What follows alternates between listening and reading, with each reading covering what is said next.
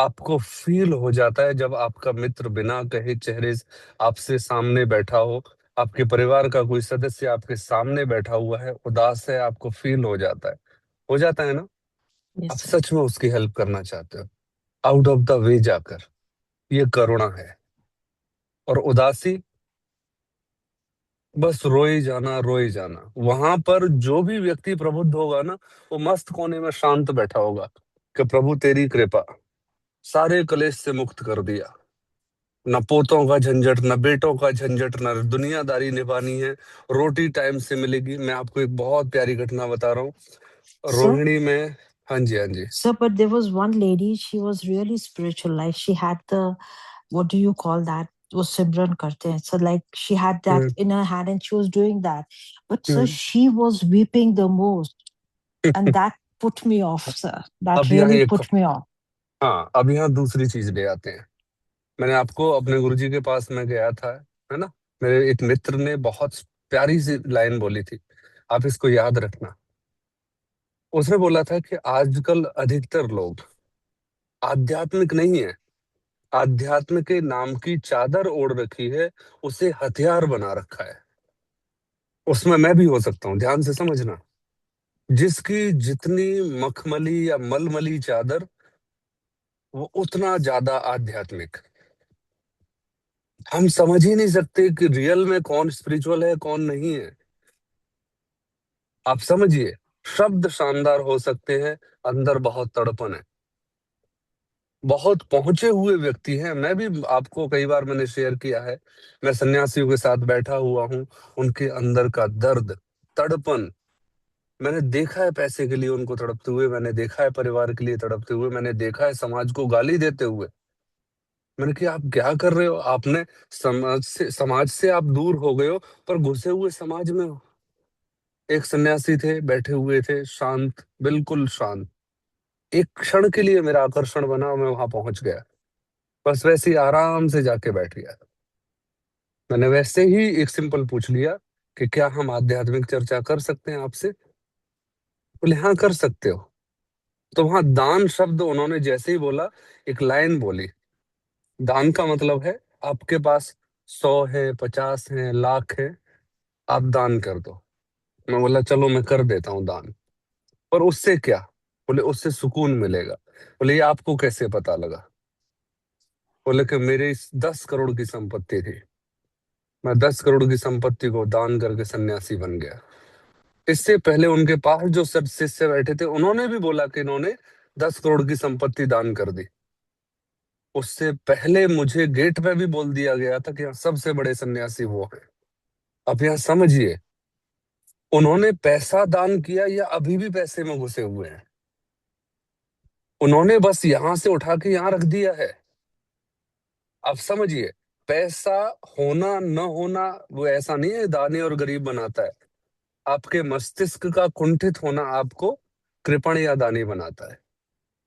यहाँ हम चीजों में से निकले नहीं है।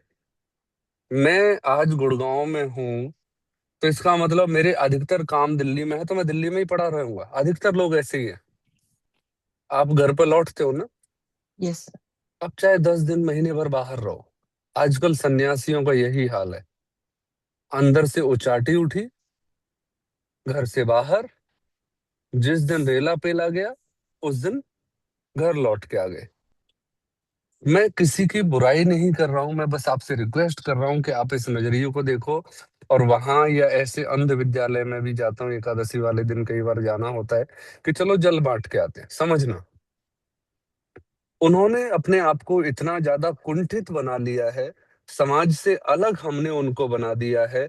हमने उनको ये बता दिया है कि आप रोओगे तो आपको फ्रूट्स मिलेंगे, आप रोओगे तो आपको कपड़े मिलेंगे, आप रोओगे और रोना भी चाहिए क्योंकि आपको दुनिया ने दुत्कार दिया है। उनको तो होश ही नहीं है। आप यूं नहीं कह सकते वो नाटक कर रहे हैं, ध्यान से समझना। वो नाटक नहीं कर रहे हैं। उनको इतना ज्यादा भ्रमित कर दिया गया है कि अरे तुम्हारा क्या, तुम्हारे तो बच्चों ने तुम्हें त्याग दिया है। और दिन में 100 बार मैं रो रहा हूं मेरे साथ वाला भी रो रहा है, अरे तेरा तो दुख क्या है, मैंने तो अपनी पूरी जिंदगी कमाई की दे दी, मैंने तो 10 लाख रुपए का घर खरीदा था या 10 करोड़ का घर खरीदा था, फिर भी मुझे लात दे के बाहर निकाल दिया।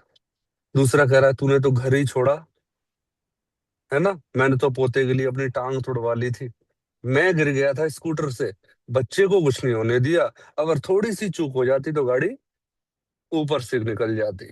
मेरा बड़ा दुख है। यहाँ सारी लड़ाइयां हैं, किसका कितना बड़ा दुख।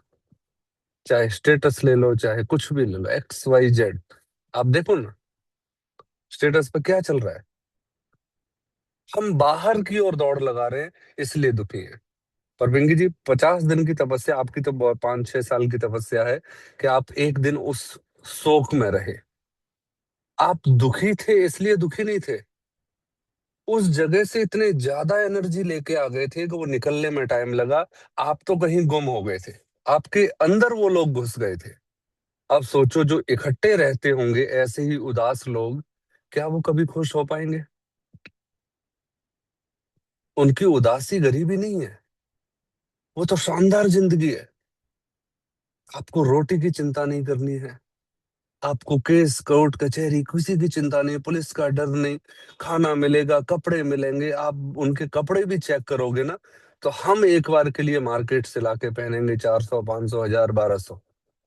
उनके तो दान में मिले हुए कपड़े भी टॉप क्वालिटी के होंगे, हो सकता है एक बार पहने हुए हों, फिर भी दुख है। हमारा जारा गायब मिलेगा, उनका जारा जेब पर लगा हुआ मिलेगा, कहाँ ये? और फिर भी इतनी गहरी उदासी, इसका मतलब उदासी अंदर से है, बाहर से कोई रीजन नहीं है। अब आप हम आध्यात्म में बैठे हैं, एकांत में बैठे हैं, न कोई हमारे पास चुगली करने वाला, न कोई परेशान करने वाला, न कोई अच्छी या बुरी सूचना देने वाला। आपके हाथ में बहुत प्यारी पुस्तक होनी चाहिए, मस्त चेयर पे पेड़ के नीचे बैठ के आपके पेज पलटते रहे, कितना आनंदमय जीवन हो सकता है। पर ये तो नजरिया है ना, उनको कोई बताने वाला ही नहीं है। अब मान के चलो मैं भी मिलने गया अंध विद्यालय में, मैं आपको जीवन की घटना बता रहा हूँ। आम बांट दिए गए, बच्चों ने आम ले लिए, आम खा रहे हैं, फिर दोबारा ऐसे ही बैठ के उदास। आम खा चुके हैं, कम से कम 50 किलो आम रहे होंगे, बहुत सारी चीजें रही होंगी, खा के फिर दोबारा उदास बैठ गए। मैंने वहां के जो वार्डन थे, ये तिलक नगर से पहले ही हैं, एक अंध विद्यालय है ना, घोड़ा चौक से पहले, रघुवीर नगर में। वहां की घटना है ये। मैंने वहां के जो इंचार्ज थे उनसे रिक्वेस्ट, मैं कहा सर मैं दिल्ली गवर्नमेंट में काउंसलर हूँ, तो मुझे 10 मिनट मिल सकते हैं आपके बच्चों के साथ? आप मान के चलो छुट्टियां चल रही थी गर्मी के दिनों में, वो भी अपने घर जाते हैं, वो भी एक महीने इस रोने धोने से बच के अपने घर आराम करते हैं। जो भी 30-32 बच्चे थे, उनमें से किसी भी बच्चे ने ये एनर्जी नहीं दिखाई कि उनका जीवन कितना शानदार है। उनको हर पल यही सिखाया जा रहा है। और उनको तो छोड़ो, हम क्या सीख रहे हैं? आप अगर अपने परिवार के सदस्यों से पूरे दिन की बातों को लिखो ना, तो आपको पता चलेगा मैंने तो नरक बना रखा है अपने जीवन को। इसलिए भगवत गीता में से कौन से 3 शब्द निकाले हमने? बोलो, खुल के बोलो, अनम्यूट करके, ताकि सुप्रिया जी को भी पता लगे, तो वो भी हमारे साथ शामिल हो जाए। पहला है चुप रहो। जो आप बच्चों को बोलते हो ना चुप हो जा, वो अपने आप को बोलो उतने ही डांट के। Sir, we दूसरा, have to stay alone, stay quiet, and stay hmm, alive. सबसे Three. पहले मुंह पे उंगली रख लो। Yes. दूसरे पे, अगर कोई फिर भी कान में जहर या अमृत डाल रहा है, तो अकेले हो जाओ, दूसरा सूत्र। और तीसरा सूत्र, अवेयर हो जाओ। जब चुप रहोगे तब अकेले रह पाओगे, और जब चुप और अकेले हो जाओगे अपने आप को जान पाओगे। नहीं तो बाहर जितने दौड़ोगे उतना ही ज्यादा आप नेगेटिविटी लेकर आओगे। कोई आपके पास नेगेटिविटी डालने नहीं आ रहा है, आप समझना ध्यान से। मैं ये नहीं कह रहा हूं कि आप ऐसी जगह जाना बंद करो, मैं ये कह रहा हूँ ऐसी जगह भी जाके होश लेकर आओ, बेहोशी नहीं। आप 1.5 दिन बेहोश रहे, आप इन द सेंस, सभी से कह रहा हूं मैं ये। हमें एक सूचना मिलती है, एक मैसेज आने दो कि घर में कोई बीमार है, या घर में ये घटना घट गई, या कहीं से कोई XYZ कॉल आने दो, हम तुरंत अपने चारों तरफ नरक बना लेते हैं। आप अगर कमल की तरह कीचड़ से बाहर रहे ना, तो आपको कोई कुछ नहीं बिगाड़ सकता। और कमल की विशेषता ही यह है, उसे कीचड़ चाहिए, उसकी रिक्वायरमेंट है, फर्स्ट नीड है उसकी, कीचड़ चाहिए। हमारे चारों तरफ बहुत कीचड़ है। मैं समाज को कीचड़ नहीं कह रहा हूं, ध्यान से समझना, शब्द चलेंगे पैरेलल, पर अपना अर्थ मत निकाल लेना। मैं जो बोलना चाह रहा हूं वही बोल निकालना।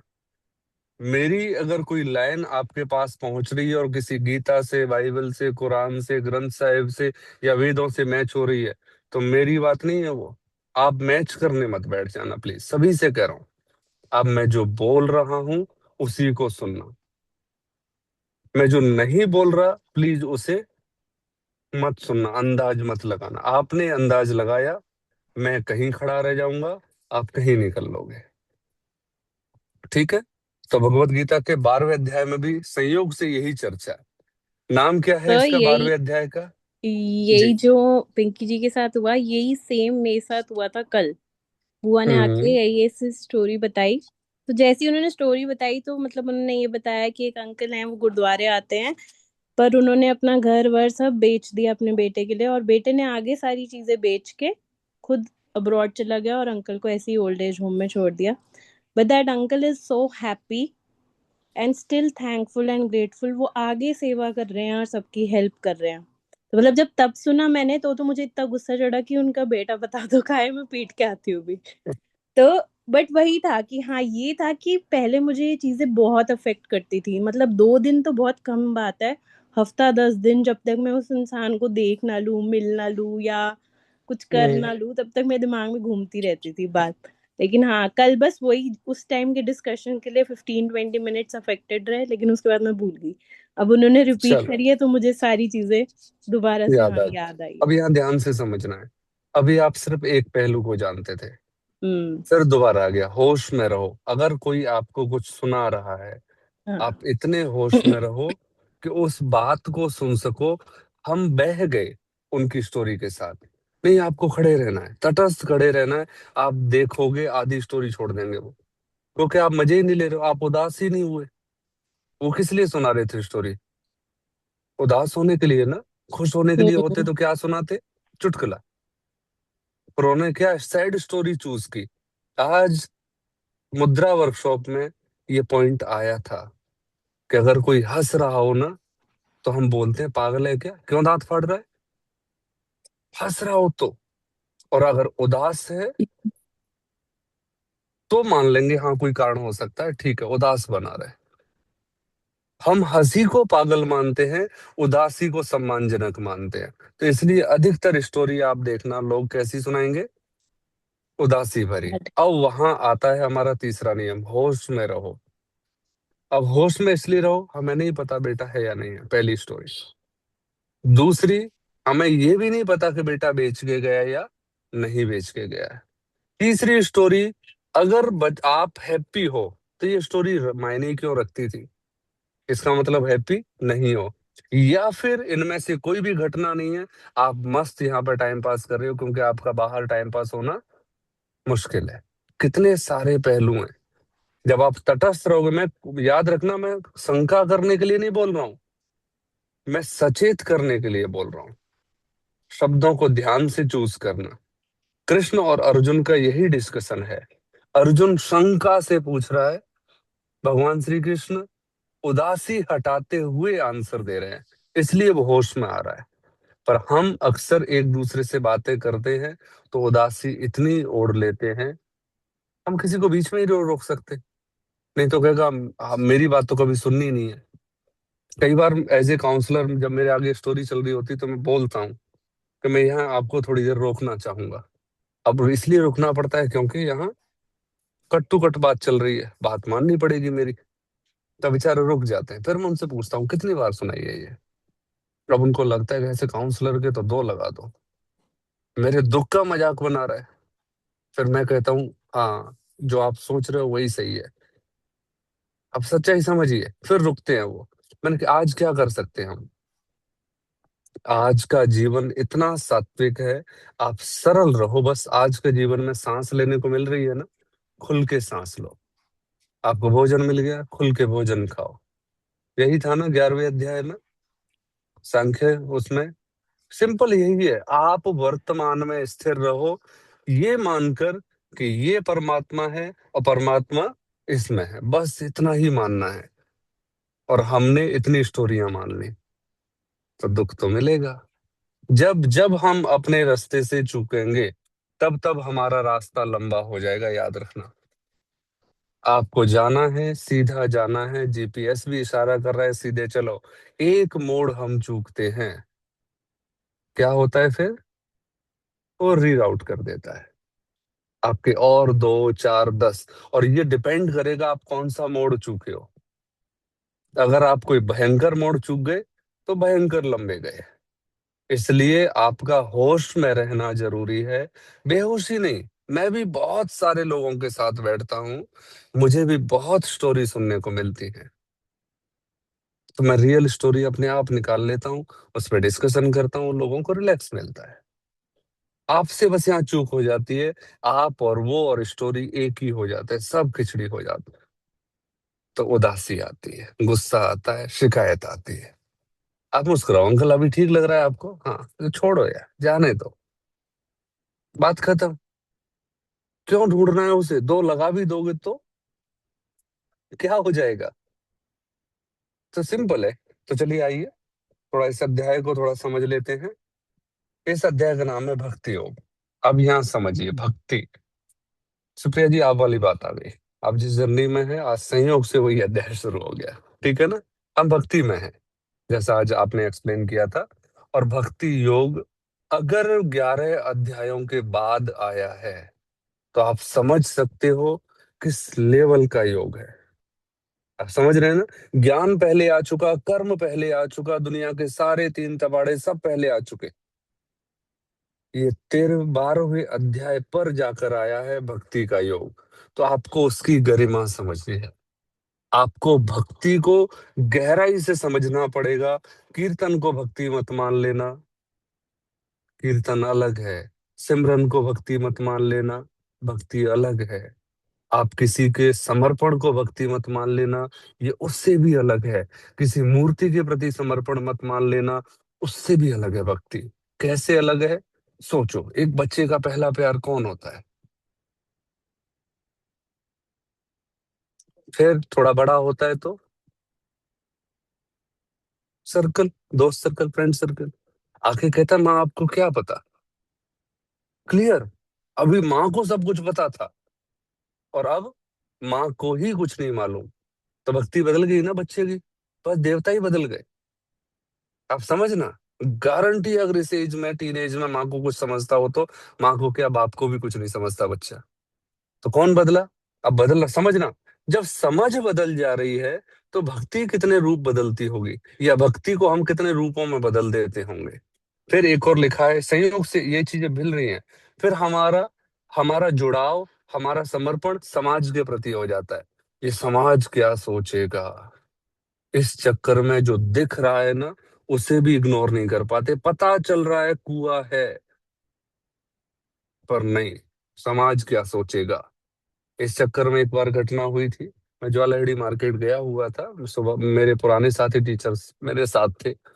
बस ऐसे ही सब बोले गोलगप्पे का बहुत मन कर रहा है, मैं खड़े होके खाओ। बोले सर यहाँ सब जानते हैं। अरे मुझे तुम्हें सोसाइटी का देखना है, क्या करना है? हमने गोलगप्पा एक मुंह में रखने ही वाले थे, 3 4 ग्रुप जा रहा था, नमस्ते सर। मेरे सारे टीचर तो गोलगप्पा गायब, और वो भी दोना भी वही रख के गायब। मैं अपना मस्त खा के आया। आप समझिए, आप कहाँ बह रहे हो, किस चीज में बह रहे हो? एक प्रेशर बना रखा है। तो भक्ति बदल गई, बच्चे की समर्पण बदल गया ना। अब किसके प्रति समर्पित है? अपने फ्रेंड सर्कल जो उसके बराबर का है। मेरे दोस्त क्या समझेंगे मेरे बारे में? इसलिए बहुत सारे बच्चे डिप्रेशन में चले जाते हैं। मेरी माँ मुझे समझती नहीं है, उसकी माँ तो उसे खुली छूट दे देती है। अक्सर अक्सर गर्ल्स में शिकायत होती है, भाई को कुछ नहीं कहती हो। देखा होगा ना, बहुत ज्यादा शिकायत होती है। और भी बहुत सारे पॉइंट्स उठाओगे। तो मैं बस इतना ही चाहता हूँ, इन सारी चीजों से अपने आप को मुक्त करो। अब समझते हैं, है ना। अब भक्ति में हम अक्सर लोगों को देखते हैं किस किस में करते हैं। चलो पहले उसी पॉइंट को थोड़ा सा और कर लेते हैं, और फिर धीरे धीरे जब पता चलता है तो भक्ति अपने आप से हो जाती है, समर्पण अपने आप के प्रति हो जाता है। आपसे फिर कोई पूछे आप शादी नहीं कर रहे, अरे बाहर में जाने दो, सारी दुनिया बेवफा है। अब अपने आप से प्यार हो गया, अब दुनिया बेवफा हो गई। अच्छा, आप अपने परिवार के साथ नहीं रहते, देखो समझना, अरे कौन सा परिवार, मैं अपने में मस्त हूँ। देखो भक्ति किसके प्रति चली गई अब, अपने प्रति। हम कहीं स्टैंड ले ही नहीं रहे हैं, हमारी भक्ति पॉइंटेड है। आप समझिए, है ना। अब मंदिर मस्जिद गुरुद्वारे कहीं भी बैठे हुए हैं, हमारी भक्ति तुरंत बदल जा रही है। अब बदल कैसे जा रही है, सबसे पहले कुछ लोग भगवान की भक्ति को भगवान के प्रेम को भक्ति मान लेते हैं। XYZ सभी, है ना, जय बाबा की, कोई कह रहा है राधे राधे, कोई कह रहा है जय श्री कृष्णा, और बहे चले जा रहे हैं। मैं बिल्कुल तीखा बोल रहा हूँ, क्योंकि इस समय तीखा बोलने की जरूरत है। आपकी रियल भक्ति को निकाल के लाना है। ये ऊपर की ओढ़ी हुई भक्ति, हो सकता है कि हमें लगे तो चेक हो जाएगी आपकी भक्ति, आपका प्रेम, आपका समर्पण। ठीक है, तो मेरे शब्दों से घबराना मत, और अपने आप को बांधना भी मत। ठीक है, प्रश्न पूछना। दूसरा, किसी की पूजा में भक्ति होती है, क्लियर है, किसी की साधना में भक्ति होती है, और कोई अपने आप में ही इतना भक्त होता है कि ना कोई कोई कोई दूसरा आलंबन होता ही नहीं है, बस वो समर्पित होता है, मुस्कुराता है। अर्थात स्वयं से भक्ति होती है, ये रियल वाली है। अब आते हैं,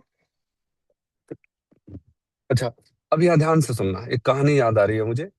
एक बार ना, ये यूरोपियन कहानी है।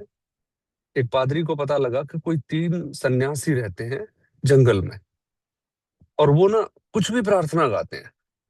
उसे गुस्सा आया, बोले प्रार्थना बनाना सिर्फ चर्च का अधिकार है, ये कैसे अपनी प्रार्थना बना सकते हैं। जो सिर्फ चर्च में बोला जाए वो प्रार्थना है, इसका मतलब या तो उनको दंड मिलना चाहिए। इसलिए वो पूरा लाव लश्कर लेके, नाव लेकर, और नदी के किनारे किनारे जंगल के बीच में पहुंचा, उतरा और सन्यासियों के पास पहुंचा। बैठे हुए तीनों सन्यासी क्लैपिंग कर रहे हैं, प्रभु हम भी 3 और तुम भी 3, हम पर कृपा करो, एक एक ही ले लो हिस्से में अपने, और हमें मुक्त कर दो। चल रही है प्रार्थना, पादरी के लोग पहुंचे, उन्होंने पकड़ के सन्यासियों को जगाया, बोले क्या बकवास कर रहे हो, ये प्रार्थना है कोई। वो बड़े समर्पण थे, बोले ठीक है, अगर हमारी प्रार्थना गलत है तो हो सकता है भगवान ने इसलिए दर्शन नहीं दिया हो, आप ही सिखा दो। पादरी 2 दिन 3 दिन रुका, और उसने एक प्रार्थना बढ़िया तरह से रटवा दी। जब उन्होंने तीनों ने सुना दिया प्रार्थना को, तो बोला कि हाँ अब ठीक है। और वो पादरी उसी रास्ते से, जिस रास्ते से आया था, जाने लगा। और जब कुछ दूर पहुंचा होगा, अचानक से उसने देखा कि पीछे ना एक पानी का बवंडर उठा चला आ रहा है उसकी तरफ, और वो इतनी तेज आ रहा है कि उसे संभलने का मौका ही नहीं मिला। और वो इतना ज्यादा प्रेशर में आ गया कि उसकी आंखें बंद हो गई। किसी ने उसे बताया आंखें खोलो, देखो क्या हो रहा है। बोले क्या हो रहा है, बोले वो तीनों सन्यासी पानी पर दौड़े चले आ रहे हैं। फिर देखा तो दौड़े चले आ रहे हैं, और आते ही पादरी के पैर पकड़ लिए, प्रभु जी हमसे गलती हो गई, आपने जो प्रार्थना सिखाई थी मैं भूल गए, दोबारा थोड़ा सा बता दो। तब पादरी को एहसास हुआ कि मेरी जन्म मैं इतने दिनों से प्रार्थना करता चला आ रहा हूँ, कितने लोगों को प्रार्थना सिखाई है, मैं तो आज तक पानी पर नहीं चल पाया, और इनकी कोई प्रार्थना नहीं है, फिर भी ये पानी पर दौड़ रहे हैं। इसका मतलब भाई मेरी प्रार्थना छोड़ो, तुम जो रियल में अपनी प्रार्थना कर रहे हो वही भली है, वही तुम्हारा भला करेगी। तो कहीं ऐसा तो नहीं है कि हमारी भक्ति किसी की थोपी हुई हो, किसी ने जबरदस्ती हमारे गले डाली हो। चेक करने की जरूरत है, अगर वो किसी की थोपी हुई भक्ति है तो हम सिर्फ पादरी वाली गलती कर रहे हैं, और अगर हमारी अपनी भक्ति है तो फिर आनंद ही आनंद है। कोई आके कुछ भी कह जाए, कोई आके कुछ भी कर जाए, किस बात का डिस्टरबेंस, सिर्फ मुस्कुराहट और शांति।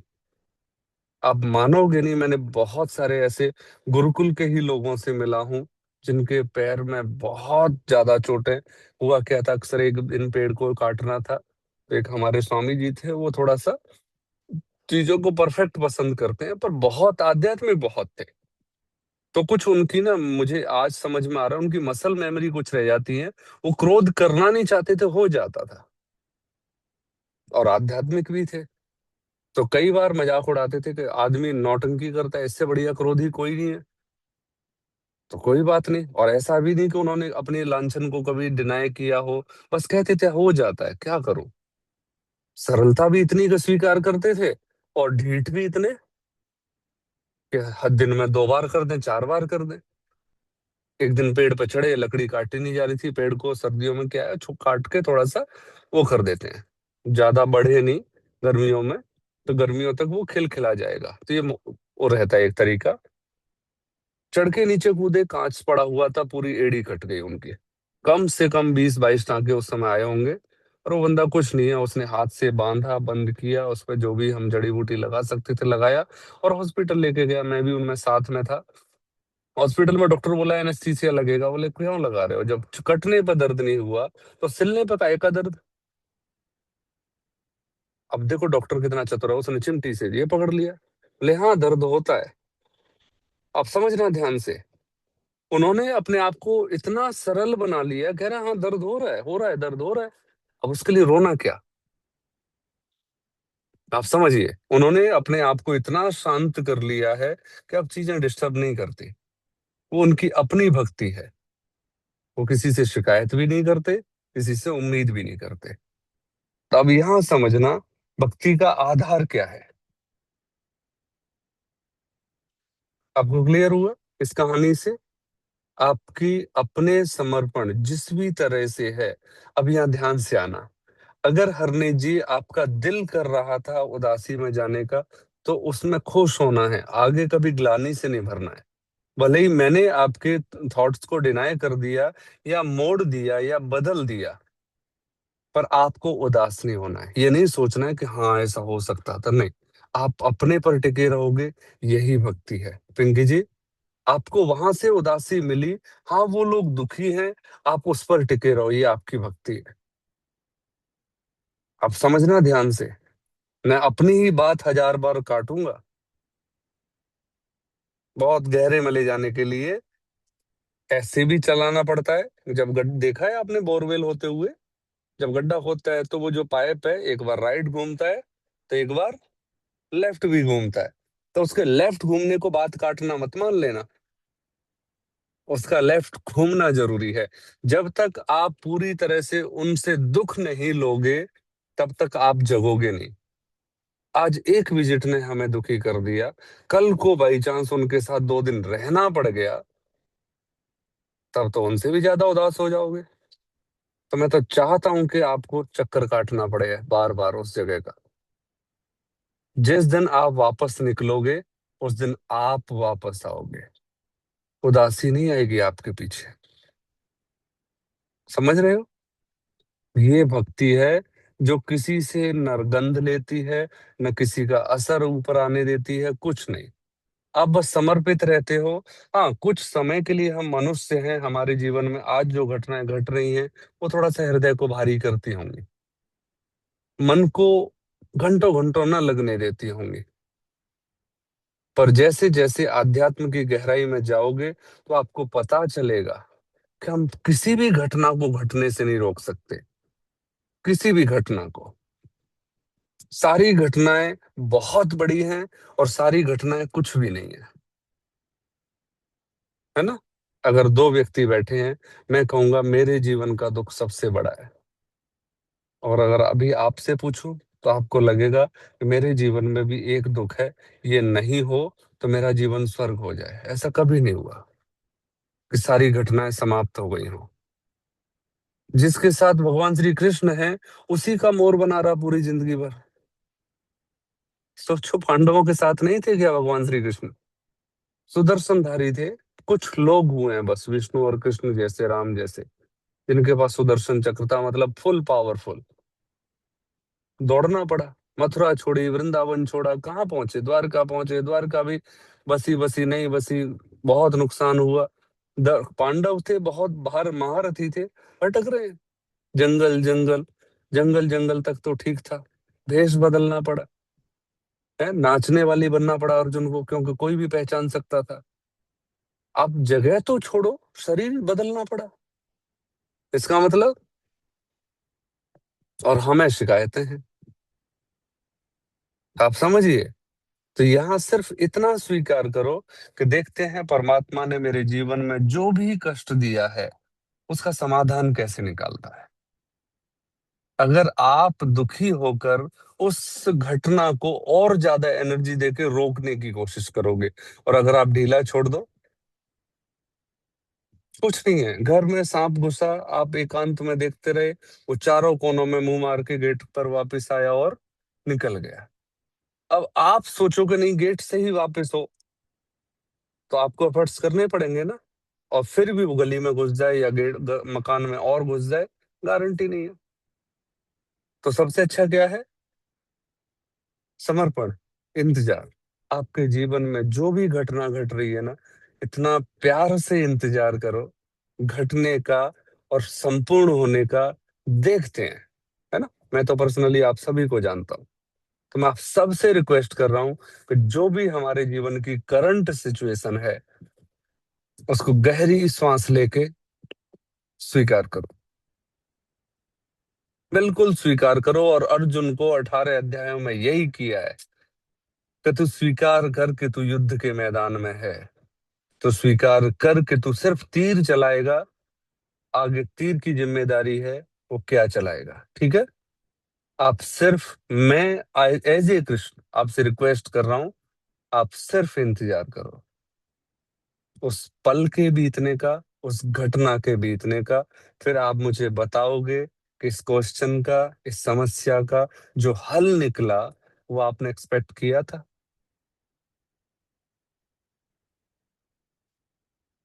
बहुत कुछ सोचकर दिन की शुरुआत करते हैं और अंत तीसरे लेवल का होता है, ठीक है। एक कहानी याद है, एक प्रोफेसर का दूसरी यूनिवर्सिटी में लेक्चर था।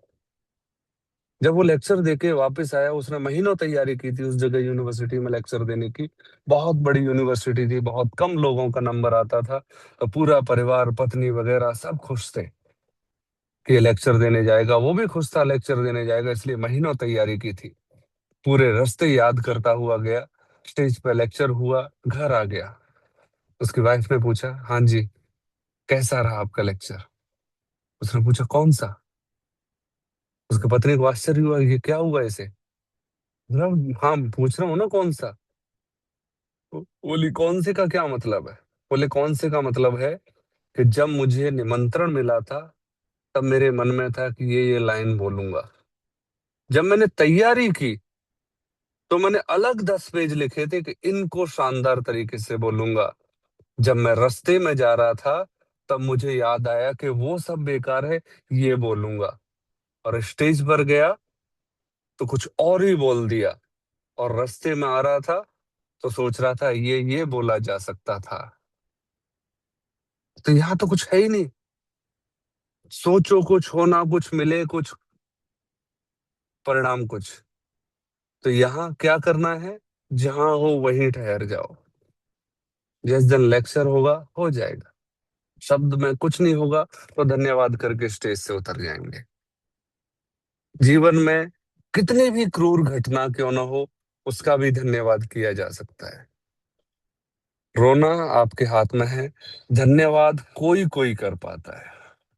कोई भी रो सकता है, कोई भी रो सकता है, कोई भी। पर दृढ़ और संकल्प वाला कोई कोई व्यक्ति होता है। हाँ, सोसाइटी उसे क्रूर कह सकती है, सोसाइटी उसे बेशर्म कह सकती है, सोसाइटी उसे निर्लज्ज कह सकती है, क्योंकि उसका कोई मुंह नहीं होता। परंतु जब आप संकल्प लेते हो दृढ़ शक्ति के साथ में कि नहीं, मुझे अपनी घटना को सिर्फ देखना है, कौन क्या कह रहा है इससे मुझे कोई फर्क नहीं पड़ता। सच्चाई है, आप उस घटना को उसी क्षण समाप्त कर दोगे। फिर वो उसकी पूछ पूछ बचेगी कुछ, उसके साथ समय बचा होगा उसका वही रहेगा, बाकी कोई असर नहीं होगा, ठीक है। तो भक्ति समझ में आई हमें। भक्ति बाहर की नहीं होनी चाहिए, वो पादरी वाली घटना याद रखना। किसी की थोपी हुई भक्ति नहीं होनी चाहिए कि मैंने इस धर्म में जन्म लिया है, मैंने इस परिवार में जन्म लिया है, मैंने इस पीढ़ी में जन्म लिया है, मेरे माता पिता ने ये सिखाया है। भक्ति भक्त की होती है, भक्ति कभी गुरु की नहीं होती। देखा है गुरु शिष्य का वक्त देखा है? एक बार बताओ मुझे। मैं अपने शिष्य का कायल हो सकता है, प्रशंसक हो सकता है, पर भक्त हो सकता है गुरु शिष्य का? बता देना, मैं हो जाऊंगा। अच्छा चलो, मैं मजाक कर रहा हूँ। यहाँ सिर्फ और सिर्फ आपके अंदर जो गुरु बैठा हुआ है, जो जीपीएस सिस्टम बैठा हुआ है, उसके प्रति आपका समर्पण भक्ति है। नहीं तो आज मैं शंकर को मानता हूँ, कल को कोई आके उनकी भांग धतूरे की, ध्यान की, पहाड़ों की इनकी बुराई करेगा और मैं कृष्ण भक्त हो जाऊंगा। कृष्ण की गोपियों की रासलीला की चर्चा करेगा और मैं राम भक्त हो जाऊंगा। राम की सीता की त्याग का वर्णन करेगा, मैं किसी और को पकड़ के बैठ जाऊंगा। मेरी समझ में ही नहीं आ रहा है। पकड़ा हाथ में कुछ था, लाइट हुई तो कुछ और निकला, है ना? रस्सी समझ के सांप को पकड़े बैठे हैं। फिर जब होश आता है तब पता चलता है कि मेरी तो उम्र निकल गई, मैं तो गलत एड्रेस पे चिट्ठी डाले जा रही थी। ऐसा होगा तो मेरे साथ बैठना खतरे से खाली नहीं है। पहले कौन सा दोहा था जो मैं दोहरा था? कबीरा खड़ा बाजार में, है ना? अब मैं अपनी तरफ से आपको चेतावनी दे रहा हूँ। कबीरा खड़ा बाजार में लिए लुकाटी हाथ, जो घर बारे अपना सो चलो हमारे साथ। अब इससे आगे की जर्नी बहुत कठिन होने वाली है, थोड़ी भड़काऊ होने वाली है। वो आध्यात्मिक होगी, आपको भड़काऊ लगेगी। थोड़ी कट्टर होने वाली है, वो सरल होगी, बिल्कुल सरल होगी, पर आपको लगेगा कि नहीं, मेरे मन को तोड़ा जा रहा है। आप समझ रहे हो? कट्टरता आपके पुराने संस्कारों को तोड़ा जा रहा है। मुश्किल होगा, बड़ी मुश्किल से 10-20 साल लगा के आपने कुछ संस्कार बनाए थे, कुछ भरोसे बनाए थे। जब वो भरोसे टूटते हैं तो दर्द होता है ना। और जिनका कोई औचित्य नहीं था, बस बन गए थे, आपने नहीं बनाए थे, वो बस बन गए थे। या तो मन ने बना लिए थे, या किताबों ने बना दिए थे, या परिवार ने बना दिए थे। हमारे कुछ नहीं थे, या सामने से किसी ने बना दिए थे। जब अपने निचोड़ को आप निकालते हो तब आपको पता चलता है कि मैं तो किसी और के कवर को ओढ़े बैठा था, है ना? आप गए रूम में, अंधेरा था, आपको ड्रेस चेंज करनी थी, तो आपकी बड़ी सिस्टर है, मदर है, सब एक जैसे हो, और पहन के दूसरा सूट बैठ गए। लाइट आएगी तब पता चलेगा ये तो किसी और का। तो जब आप होश में आओगे तब पता चलेगा मैं तो किस धोखे में थी। मेरा पूरा जीवन मेरे सामने है और मुझे बनाना है, और हमारा जीवन कोई और बनाए जा रहा है। जबकि हमारा अधिकार, हमारे ऊपर सबसे पहला अधिकार किसका है? हमारा। और उस हमारे अधिकार में चाहे माता पिता हो, चाहे XYZ हो, या तो कोई भी नहीं होना चाहिए, या सबको बराबर सम्मान होना चाहिए। सबको बराबर सम्मान ऐसा हम कभी कर ही नहीं सकते। कर सकते हैं? मैं नहीं लगा अपने पिताजी के गले, कितने महीने सालों हो गए। मम्मी को बड़ा मम्मी वक्त बन जाता हूँ मैं, 2 मिनट में माँ का स्टेटस लगा देता हूँ। खैर मैं लगाता नहीं। सोचो हम माँ बाप में फर्क कर देते। होता है ना ऐसा? किचन में खड़ी है मम्मी, खूब लल्ला चुप हो जाएगी, रोज शाम को वीडियो कॉल हो जाती है, मैं नहीं करता, माँ लगा लेती है। पिताजी ने आज तक ये भी नहीं पूछा। मैंने पिताजी से ये तक नहीं पूछा कि आपका काम कैसा चल रहा है, खाना कैसा चल रहा है, सब है। अब मैं पूछ लेता हूँ, पर मैं एक जनरल बात बता रहा हूँ। सोचो कुलदीप की बाबा से बात हुए 2-3 महीने हो गए। समझो, नहीं कर सकते हम परिवार में बराबरी, नहीं कर सकते, तो फिर मेरे जीवन का मैं स्वयं निर्माण करूंगा या करूंगी। मैं ठेस नहीं पहुंचाऊंगा किसी को, परिवार के सदस्य को, सराउंडिंग को, पर अपने आप को मैं खुद पैदा करूंगा। जो जो जिस क्रम में जीवन मिल रहा है, उस क्रम में जीवन जीऊंगा। किसी क्षण में, किसी भी क्षण क्या घटना घट रही है, हम इन्फ्लुएंस होए जा रहे हैं, हम व्यर्थ भटके चले जा रहे हैं। अपने आप को पैदा करो। सबसे पहले जरूरी है हमारा तना मजबूत होना। तना अर्थात हमारा जीवन मजबूत होना। 20, 22, 25, 30 साल हम इसी में लगाते हैं ना, करियर के नाम से। जब तना मजबूत हो गया, फिर आपको जरूरत है अपनी शाखाओं पर ध्यान देना। फिर आप परिवार का भी ध्यान देते हो, बिजनेस का भी ध्यान देते हो, है ना, और अपना भी ध्यान देते हो। तो ये शाखाएं हो गई। पर एक समय बाद पेड़ अपने आप बढ़ता रहता है, जीवन अपने आप चलता रहता है। आप सिर्फ एक पर फोकस करते हो, वो है भक्ति, वो है समर्पण, वो है आध्यात्म। तो अभी कौन सा टाइम चल रहा है?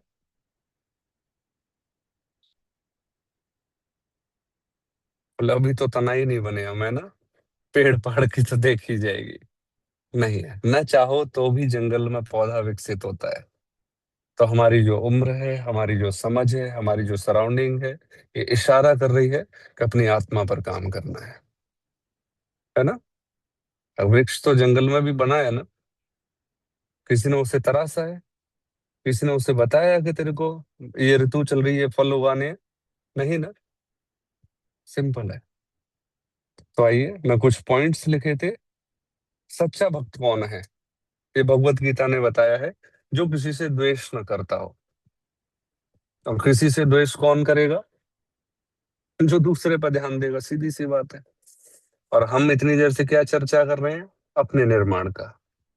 दैट बिल्कुल सरल है, बिल्कुल सरल। दूसरा है, जो सबके प्रति मित्रता का भाव रखता होगा। जो अपने आप से प्यार करता है, उसे पता चल जाएगा सामने वाले ने कौन से शब्द किस परिप्रेक्ष्य में बोले। उसे नफरत होगी नहीं, बोलने से पहले समझ जाएगा कि मजाक कर रहा है। आपको अगर कोई तीसरा व्यक्ति भी आके बताएगा ना कि आपके बारे में ऐसा गलत बोला, तो आपको 2 सेकंड भी नहीं लगेंगे, आप फील कर जाओगे कि हाँ, उसने मजाक में बोला होगा। अब ये थोड़ा सा इसने ऑरिगेनो डाल दिया पिज्जा पर, है ना, बहुत टेस्टी लगता है। कोई आके आपसे किसी और थर्ड जेंडर कह रहा हूँ, थर्ड पर्सन की बात करे, बहुत टेस्टी लगता है। इसलिए मैंने ऑरिगेनो बोला। जो सुख दुख में समान रहता है, भक्त की चर्चा चल रही है ना, भक्ति में किसे कहेंगे? जो सुख दुख में समान रहता है। मैं तो नहीं हूं, आप हो। इसलिए तो पूछ रहा हूं मैं।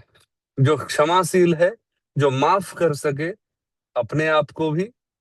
गिल्ट में पड़े रहते हैं ना, छोटी सी क्या गलती हुई, इतने गिल्ट में चले जाते हैं, रातों की नींद खराब कर देते हैं।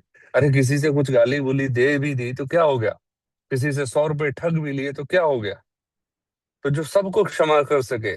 अगर हम 100 रुपए मेरे से किसी ने ठग लिए, मैंने किसी के ठग लिए, मुझे कोई शिकायत नहीं है, किसी दिन मेरे 1000 साफ हुए ना, उस दिन भी मस्त पैर पे पैर रख के सो जाओ, तब क्षमा कहलाएगी। तो मैं कह सकता हूँ कि हाँ, मैंने 1000 रुपए मार लिए, कोई नुकसान नहीं पहुंचाया। क्योंकि जब मेरे 1000 का नुकसान होता है, तो मैं वैसे ही सोता हूँ जैसे मैंने किसी के 100 रुपए मार के सोया था। इसे कहेंगे क्षमा करना। एक ही तरफा नहीं चलेगा। बिजनेस में 1 लाख रुपए का फायदा हुआ या 10 लाख रुपए का फायदा हुआ, मैंने पूरे गांव को बताया खुश होके कि मुझे इतने का फायदा हुआ, और अगले महीने अगले साल 20 लाख का नुकसान हो गया। मैंने रोना मचा दिया तूफान में। अरे उतने ही खुश होके बताओ। तो फिर लाभ हानि आया है ना भगवत गीता में। सुख दुखे समय कृत्वा लाभा लाभौ जया जयो। यही तो कर चर्चा चल रही है। 10 लाख का फायदा हुआ था, जितने नगाड़े बजाए थे उससे दुगने नगाड़े बजा दिए 10 लाख, 1 लाख के नुकसान में। कोई दिक्कत नहीं है, खुल के बताएंगे जो है जीवन में। बिल्कुल पारदर्शी है, कोई शिकायत ही नहीं है। क्लियर हो गया? तो क्षमा किसे कहते हैं? जो अपने आप को भी माफ कर सके सबसे पहले। ऐसा नहीं है जात कोई बात नहीं, किसी ने मेरी गाड़ी में आके मारी, मैंने कह दिया कोई बात नहीं, है ना। पर नहीं, मुझसे भी कोई ऐसी गलती हो गई जिससे मैं कुढ़ा जा रहा हूं, तो गहरी सांस ली, परमात्मा गलती तो हो गई, अब तू जाने, तेरा काम जाने, जो मेरे साथ करे कर लेना, मैंने तो अपने आप को फ्री छोड़ दिया। कोई प्रायश्चित नहीं कि मैं एक पैर पर खड़ा होकर टेढ़ा नाचूंगा ना, कोई जरूरत नहीं। बस मुक्त कर दो अपने आप को कि मैं इतने परिक्रमा लगा दूंगा, या मैं इतने ग्रंथ पलट दूंगा, या मैं इतने वो कर दूंगा, पाठ कर दूंगा। नहीं, सबसे मुक्त रखना है। अगली बार के लिए तैयार करना है कि अब नहीं होगी, होगी तो कोई नई होगी, ये वाली तो बिल्कुल नहीं होगी, या तो इससे जोरदार होगी। तैयारी करनी है ना। डरना नहीं है अपने आप को, तब इसे कहेंगे क्षमा। गिल्ट नहीं प्लीज। अपने आप को जिस दिन माफ करना सीख लिया, उस दिन अपने आप सामने वाले को माफ करना सीख जाओगे, क्योंकि आपको स्वाद आने लगेगा, है ना, मजा आने लगेगा। अपने आप को माफ करते करते कब आपको लगेगा यार इसको भी क्या दिक्कत है, मैं क्यों इसको फालतू में दिमाग में रखूं, तुरंत माफ कर दोगे।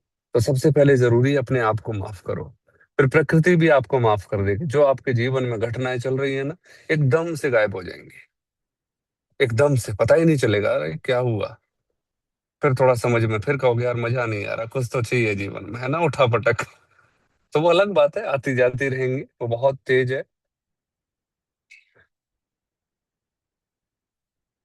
प्रेम और भक्ति, ये लास्ट है इसका, दोनों में क्या अंतर है। प्रेम के लिए कोई दूसरा चाहिए, भक्ति के लिए खुद चाहिए। मुझे बस वक्त हूं मैं तो, अब गुरु जी किसके साथ बैठे हैं, है ना। जो प्रेम भी भक्ति में होता है, वो भी प्रेम अलग होता है। वहां कुछ पाना नहीं है, बस होना है, मुस्कुराना है, देखना है। जैसे माँ का बच्चों के प्रति, गाय को देखा है, एक रील देख रहा था मैं, एक बकरी का बच्चा नदी पार कर रहा है, मगरमच्छ बहुत तेज दौड़ा हुआ चला आ रहा है। माँ को दिखाई दिया ये बच्चा है, ये मगरमच्छ है, दौड़ के आई और बीच में खुद सिर्फ खड़ी हो गई। कोई जोर जबरदस्ती भी नहीं, सिर्फ इसलिए खड़ी हो गई कि मगरमच्छ आसानी से मार ले, कहीं ऐसा नहीं हो कि इसकी उछल कूद को छोड़ के, कि बड़ा जानवर है उछल कूद ज्यादा कर सकता है, बच्चे पे फोकस रखे। अब समझो, भक्ति है ये, वात्सल्यपूर्ण है, समर्पण हो गया। दादी ऋषि तपस्या कर रहे थे जंगल में, आराम से किसी पेड़ के नीचे बैठे हुए थे। इंद्र पहुंचा, बोले जी आपका अस्थि पंजर चाहिए। उन्होंने नहीं पूछा क्यों चाहिए, उसने बोला प्रकृति ने अगर इसको भेजा ही है तो कोई कारण होगा। तपस्या में लीन थे, शरीर त्याग दिया, उनका अस्थि पंजर ले लिया। बस भक्ति है, पूछ क्वेश्चन नहीं पूछती। प्रेम कितना रिटर्न आया है ये पूछता है, पूरा हिसाब लेता है। मैंने अगर 4 बार हेल्प की है, तो एक बार तो तेरी भी बनती है। भक्ति कहती है तो क्या हो गया, कोई शिकायत नहीं। प्रेम क्या कहता है, वो भी कहता है तो क्या हो गया, तूने क्या किया। यही भटका हुआ है बस। वहां मैं करूंगा, प्रेम में तू करेगा, है ना। एक्सपेक्टेशन सामने वाले से रहती हैं, इसमें एक्सपेक्टेशंस अपने आप से रहती है। क्लियर है। अगर आपको भगवान से एक्सपेक्टेशंस है, तो ये क्या है, प्यार है। अगर भगवान से भी एक्सपेक्टेशंस नहीं है, किसी ने आके कहा तेरी भगवान बहुत सुनता है, बोला मैं सुनाता ही नहीं, झंझट ही नहीं रखा है, भगवान नहीं सुनेगा कल को तो झंझट हो जाएगा, मैं सुनाता ही नहीं, तब नहीं सुनानी भगवान को भी, तो हमारी भक्ति है। और जय एक भी घंटी में भी निकल गया, प्रभु देख लो बच्ची का एडमिशन होना है, भगवान कहेगा ठीक से, 2 घंटियों में जो मिल सकता है वो दे दूंगा। सिंपल है। तो अब दोबारा से समापन कर लेते हैं। आज त्राटक के लिए क्षमा चाहूंगा, कल डेफिनेटली करेंगे, ठीक है। समापन यही है कि प्लीज भक्त हो जाना है ना। अपनी भक्ति में जीना है। हमारी भक्ति कौन सी है, जो हमारे अंदर से पैदा हो, जैसी प्रार्थना हो, जैसी भी प्रार्थना हो। किसी मंत्र की जरूरत नहीं है, किसी दोहे की, किसी चौपाई की, किसी माला की, किसी कंठी की, किसी ग्रंथ की, किसी की भी जरूरत नहीं है। बस जरूरत है मेरी, और मेरे पास मैं हर समय हूँ। अवेलेबल हो ना। कोई आपको रात रात को अलग अलग तो नहीं कर देता, ये रात को पूजा नहीं करने लगे, है ना। अकेले रह सोते हो ना, मस्त हर समय जब मैं अपने साथ रहता हूँ, तो भक्ति में रहता हूँ, भक्ति के साथ रहता हूँ। 24/7 भक्ति घट सकती है, माला नहीं है पर हृदय खुश है, कोई बुक नहीं पढ़ी पर हृदय खुश है, मुस्कुराहट है। रात को बच्चा सो रहा होता है कर देता है, देखते हो ना। तो भक्ति में है, उसे कौन चुटकुले सुना रहा है, कोई नहीं सुना रहा। उसके अंदर से खुशी पैदा हुई, पूरी तरह से बाहर निकलने देता है, रोकता भी नहीं है। हम यहाँ उबासी को भी रोक लेते हैं। सिंपल सी है। भक्ति का तो पता ही नहीं क्या कर देंगे। हमने भक्तियों को तिलक छाप और इनसे बांध लिया है, हमने भक्ति को सिर से बांध लिया, हमने भक्ति को कपड़ों से ढाल दिया है। भक्ति होती है तो मैं रिक्वेस्ट कर रहा हूं, आप अपने हृदय को तलाशना, अपने अंदर के गिल्ट को समाप्त कर लेना प्लीज, अपने आप को माफ कर लेना। भगवत गीता का 12वां अध्याय अपने आप को माफ करके अपने आप में स्थिर होना सिखाता है, अपने आप से प्रेम करना सिखाता है, अपने आप से भक्ति करना सिखाता है। तो उम्मीद है आपके मन में जो भी शिकायतें होगी उसे भक्त बन के छोड़ दीजिए, बिल्कुल छोड़ दीजिए। एक कहानी के साथ समापन करते हैं, समय थोड़ा सा ज्यादा ले लिया है। 2 मिनट की छोटी सी कहानी है। एक सन्यासी, एक एक नवयुवक युवक था। गांव के बाहर एक सन्यासी रहता था, उनके पास गया, बोले मुझे सन्यास दीक्षा लेनी है। बोले ठीक है, दे देते हैं, पर तू एक बार जा, उस मंदिर में एक पुजारी रहता है, उससे परमिशन ले आ। पुजारी से परमिशन? आप सन्यासी आदमी इतने पहुंचे हुए, उस पुजारी से परमिशन दिला रहे हो? पर चलो ले आता हूँ, आपने बोला होगा तो कोई रीजन होगा, है ना। वो गया, देखा तो शिव जी का मंदिर है, पुजारी लेटा हुआ है और दोनों पैर पिंडी पर ऐसे रख रखे हैं, मस्त लेटा है, अपने दांत कुरेदने में लगा हुआ। उसने देखा ये क्या कर रहा है, इसने शिवलिंग के ऊपर ऐसे पैर रखे हुए हैं। तो दरवाजे से तुरंत वापस आ गया, बोले मैं नहीं पूछ रहा उससे कुछ भी परमिशन ले रहा, जिसको ये तमीज नहीं है कि शिवलिंग पे पैर रख के सोया जाता है। वो सन्यासी ने कहा ये बिल्कुल नहीं, जब तक वो परमिशन नहीं देगा मैं तुझे सन्यास नहीं दूंगा। अब उसके लिए मजबूरी होगी, वो वहां पहुंचा तो देखा वो तो बैठ के खाना बना रहा है। 4 रोटी मुश्किल से बनी होंगी, इतनी देर में एक कुत्ता आया और एक रोटी उठा के भाग लिया। ये भी उसके पीछे भाग लिया। बोले ये कैसा आदमी है, 4 रोटी बनाई थी 3 खा लेता, उसके पीछे क्यों भाग रहा है? और ऊपर से हाथ में घी का डब्बा था, दौड़े चले जा रहा है। और ताकत इतनी कि कुत्ते को पकड़ भी लिया उसने। और पकड़ भी लिया तो रोटी भी छीन ली। रोटी छीन के उस पर घी लगाया। बोले पागल, ले, मैं बिना घी के खा रहा हूं तो तू बिना घी के कैसे खाएगा? तब उसकी समझ में आया कि नहीं, समर्पण इसका मतलब है तो सब जगह भगवान है, नहीं तो कहीं नहीं है। उसे कोई फर्क नहीं पड़ता कि शिवलिंग है क्या है, उसके लिए आराम का मतलब आराम है। और उसे फर्क पड़ता है कि सब में भगवान है, तो बिना रोटी चुपड़ी कोई नहीं खाएगा। घी नहीं होगा तो दोनों मिलकर रूखी खाएंगे। और अगर वो है तो मेरे जीवन में कोई दुख है ही नहीं, और अगर नहीं है तो फिर काय बात का झंझट। तो ये तो पक्का है कि कुछ तो कोई तो है। तो बस यही भक्ति है कि जहां बस भेदभाव ना आए। वो भी चुपड़ी रोटी खाए, मैं भी चुपड़ी रोटी खाऊं, आपके घर पे कोई गेस्ट आया है, आपकी मेड भी वही खाए और आप भी वही खाओ, तो भक्ति है। आप वो खा रहे हो, कुछ और खा रहे हो, आपके मन में फ्रूट्स बदल जाए, कुछ मत करो। इसलिए भगवान कहता है एक शांत हो जाओ प्लीज। ले दे दे बाहर आने जाने व्यवहार कुशलता ये सारी दिखाने से बचो, नहीं तो गलतियां होती रहेंगी और फिर कुंठा में जाते रहोगे। इससे अच्छा है शांत हो जाओ, वो करवा लेगा आपसे। तो आइए, माफ करते हैं अपने आप को, मुस्कुराइए कि thank you Bhagavad Gita, thank you ये पल, थैंक यू इस एनर्जी का जिसने हमें इस पल में संयोजित किया, इकट्ठा किया। और थैंक यू कि मुझे पता चला क्षमा किसे कहते हैं, मुझे पता चला समर्पण किसे कहते हैं, मुझे पता चला भक्ति किसे कहते हैं, मुझे पता चला जीवन क्या है। तो इसका आनंद लूंगा, आनंद लूंगी, मस्त रहूंगी। गहरी सांस लीजिए और अपने चेहरे की मुस्कुराहट को पूरी तरह से फील करो, मुस्कुराते हुए। थैंक यू, जो भी जीवन में है सच में थैंक यू। बराबर की टक्कर रखिए, आंखें खोल लीजिए मुस्कुराते हुए। अब आपकी, हमारी, हमारी और भगवान के बराबर की टक्कर है, ठीक है। चलो, थैंक यू। कल प्रॉपर मिलेंगे पूरी क्रम में, आज इस तरह से। Thank you, thank you sir. Sir. नमस्कार जी, नमस्कार। Thank you sir.